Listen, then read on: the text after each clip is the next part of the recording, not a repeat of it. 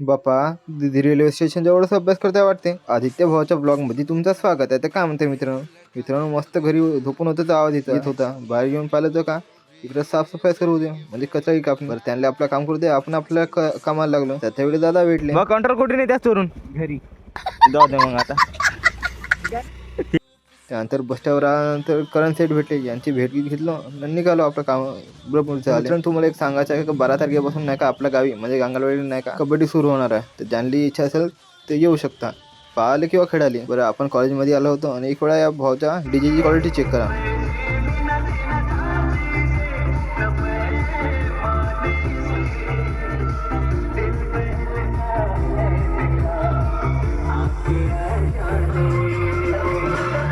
ऐका नाही बड्या. त्यानंतर मग पुण्याला श्रेयसा सोबत आलो त्यांच्या कामासाठी, म्हणजे काकू त्याला अभिलेखन पत्र काढायचं होतं. मग त्यासोबत आलो होतो तहसीलमध्ये. त्याला काय त्याचं काम व्हायला वेळ होता, मग मला नेऊन दे म्हणलं कॉलेजमध्ये.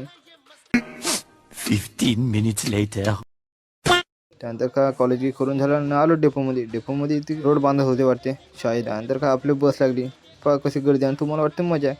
बरं मित्रांनो, आतासाठी एवढंच. भेटू आपण पुढच्या ब्लॉगमध्ये.